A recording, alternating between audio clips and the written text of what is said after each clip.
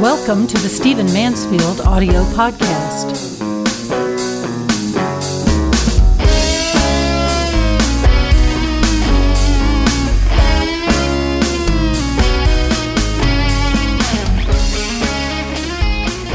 So I'm sure you have heard all about it. There's a nasty video that's just been released. It's a recording of Donald Trump talking about women, talking about sex, talking about what he could get from women sexually because he's a star.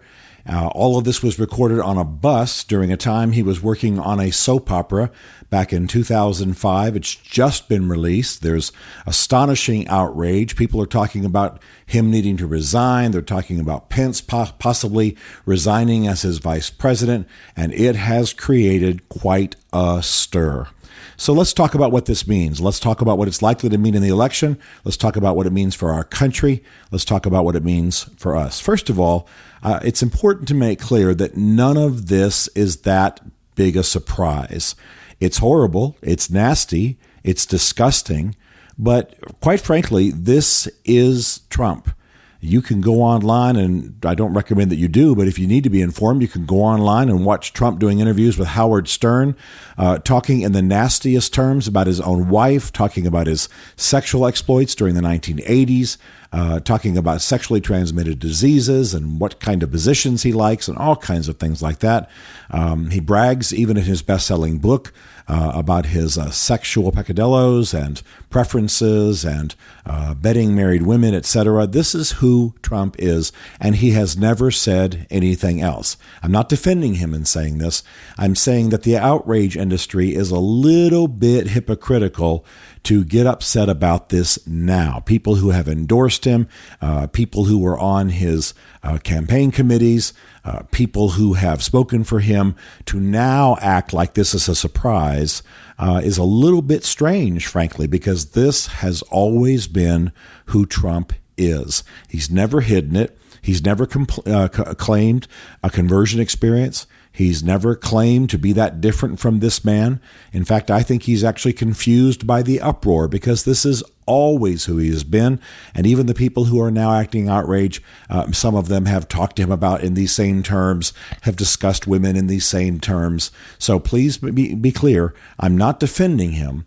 What I am saying is that this outrage is a bit feigned, quite hypocritical. This is who the GOP nominated for president of the United States.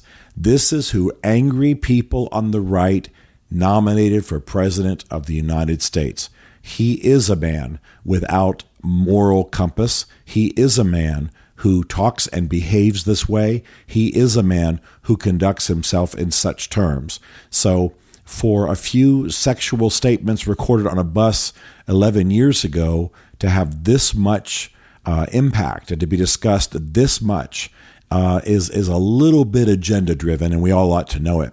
The second thing I want to say, and it's a little bit preachy, I understand, but I want to say it anyway, and that is it's very, very important, whatever happens in this election, and we'll discuss forecasting here in just a minute, but whatever happens in this election, it's very important for all of us to recognize that a people really do pretty much, not in every case, but pretty much, especially in a democracy like ours, get the leaders they deserve. And what I want you to remember that I have said if I pass from this life in the next 5 minutes, that these two candidates are us. They are representative of America. They are this country. I hope you feel disgust at that. I hope you're bothered by that. I hope you turn to God in prayer as a result of me saying that. I hope you feel the weight of that and strike out to make changes. But the fact is that Hillary Clinton, her moral character, her bringing her history to this campaign, Donald Trump, of his moral character, bringing his history to this campaign. This is what America is. I'm not saying everyone in America is this way, and I'm not saying that this is the best that we are, but for the most part, this is what America is. I went out of the country not too long ago for about 12 days. I was in Saudi Arabia, and the movies are very filtered over there. You can't use Netflix. You can't use the HBO app, things like that I use to watch movies and what have you when I'm traveling. And so I watched a lot of European and overseas movies. And I have to tell you that it was pretty stunning how few cuss words, and in the movies I watched anyway, how little trash there was. And then I was on the plane coming back to the United States watching some U.S. movies. I could not believe it was as though the Hollywood screenwriters had run out of words and just started sticking the F word in just randomly. I'm a writer, and I understand that you have to make a choice to use words like that, but these screenwriters seem to have just stuck those words in when they couldn't think of the word for spinach or confusion or troubled. They just stuck the F word in there. There were thousands of them in these movies. Well, this is what America is now. These are the movies we watch. This is the stuff we digest. This is the way we talk. This is what we have become. I'm pretty stunned by it. Sexually, Donald Trump is not reflecting anything that we don't pay money to see in the movies that we go to, that we don't read in books, that's not encouraged by our major media. So my point's not to deflect blame from Donald Trump. He's fully to blame for this entire thing and for the life that he has led. But we need to be clear here. This is who America is. I was working in a third world country not too long ago. The U.S. was increasingly present in this third world country. The leaders in that country told me that the main pressure they are getting is to widen abortion services. Now, this is from the U.S. government, to legalize and to welcome lesbian, gay, transgender, etc. lifestyles as normative in their society, and to allow freedom of the press, which at the moment in the conversation meant allowing porn. So here, America, the America of our founding fathers, the America of our Declaration of Independence and Constitution, the America of our forefathers, the America of the nation that did such noble and valiant things in some of its wars and has even worked hard to right itself in some of its racial excesses and history and sins. All of that America, the America we love, the America we cherish. That America is known basically in this third world country as the proponents. In fact, the PR agents for the promulgators of abortion, lesbian, gay, alternative lifestyles, and pornography. There was no discussion of the nobility of the individual or representative government or those kinds of things. This leader said, this was the leader of a third world nation, said, I am primarily pressured by the U.S. government along these lines. And I still believe that America has great hope. I still believe good things can happen, but it's going to take a rolling back of forces that are present now. It's going to take a certain segment of society that tends to sit quietly to rise up, not in crazed right-wing anger, but in noble, righteous, godly anger, and do constructive things. But right now, when I look at Donald Trump, when I look at Hillary Clinton, whom I don't despise, but I have to tell you, to sit there and watch the FBI director report what she did with her emails, and then look at the videos of Hillary saying exactly the opposite, just lying to the American people, I have to say this is who we have become. We need to own it. We need to look it square in the face. We would be making a mistake to look at Hillary Clinton and Donald Trump and conclude that they are aberrations. They are the most distrusted, despised presidential candidates we've had in our nation's history, but that is because they are fruit of a society that is that morally tarnished, that confused, that troubled, that sinful, that wicked. And so please, whatever else comes, recognize this is who we have become. We have met the enemy, and he is us. There are some other things I want to say that are very, very important, I think, about this current issue, and that is that this portends, not just this video, but the whole Trump phenomenon, requires a dramatic restructuring within the GOP. If there's going to be a Republican Party on the other side of this, if there's going to be any kind of grand old party, the party of Lincoln, the party of Reagan, the party of stalwarts, the party that attempted to stand astride the socialist trends of the last 100 years and say stop, the party that was right on so many issues. If there's going to be a Republican Party, it's going to take dramatic restructuring, because the fact is this is the party that has produced arguably the most immoral and laughable presidential candidate that we've had since the beginning of the country. Another issue that I think is very, very important for us to deal with is what we sometimes call the religious right. Now, I tend to think the religious right as an entity was more a creation of media. It was a way to speak of everybody who was religiously oriented in their politics and somewhat conservative. And that's been fraying for a long time.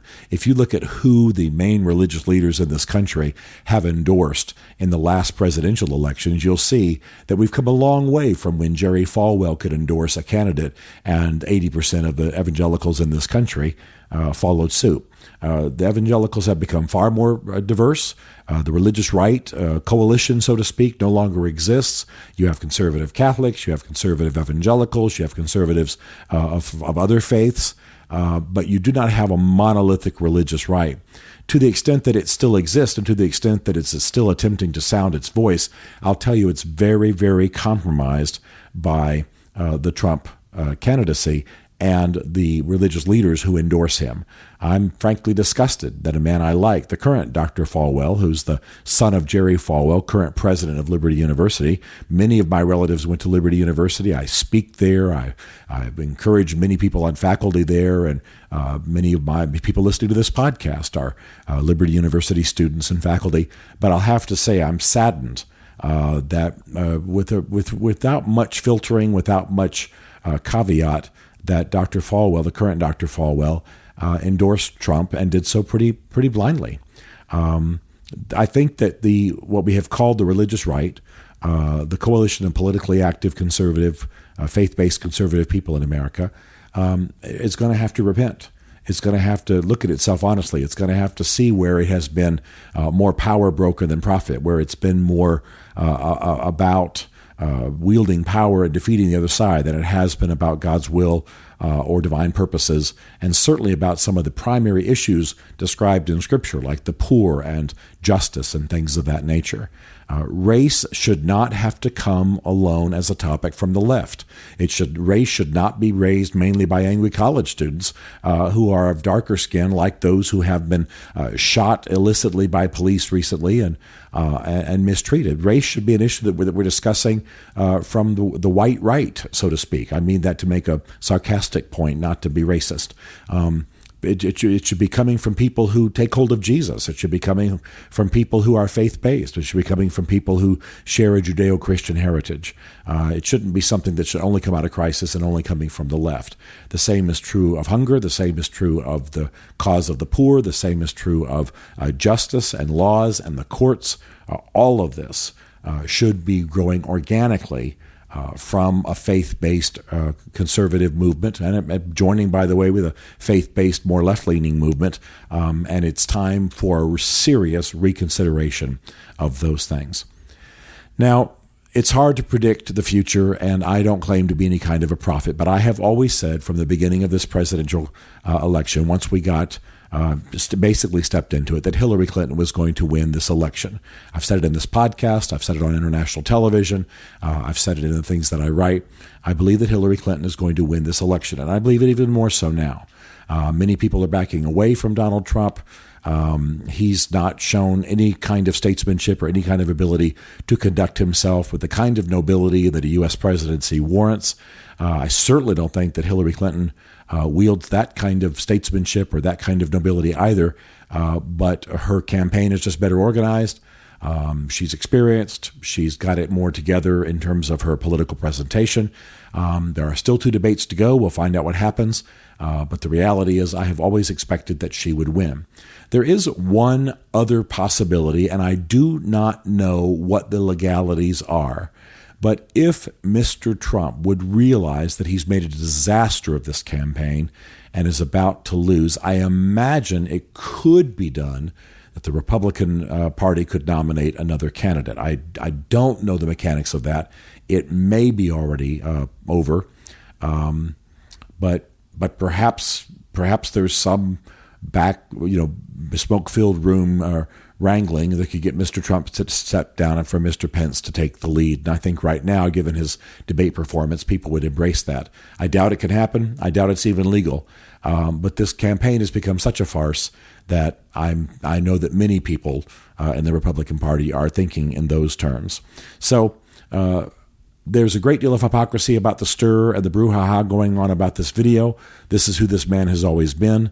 But the reality is that we need to understand people who have discernment, people who have a heart for God, need to recognize that this is what our country has become, and it's time to make a change. It's way past time to make a change. The GOP and the religious right need to seriously repent and change their ways.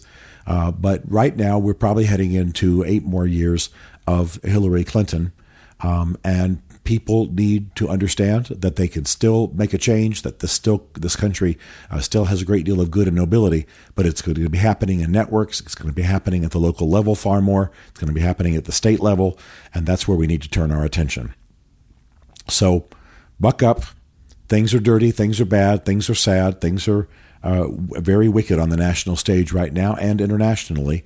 But God's not through with America, I believe. More importantly, as importantly, the people of God, people who want to be godly of a variety of faiths, I think are not done shaping events here. And it's time for a compassionate, strong, radical, righteous movement in this country to help restore its foundations. Stephen Mansfield is a New York Times best-selling author, a popular speaker, and a frequent faith and culture commentator on Fox and CNN. His groundbreaking books on faith and society include The Faith of George W. Bush, The Search for God in Guinness, Mansfield's Book of Manly Men, and The Miracle of the Kurds. His new book is Ask the Question: Why We Must Demand Religious Clarity from Our Presidential Candidates, available on Amazon. Learn more about Stephen at stephenmansfield.tv. The Stephen Mansfield podcast is directed by Isaac Darnold, who also wrote, produced, and performed the podcast theme song. This is a Chartwell Literary Group production.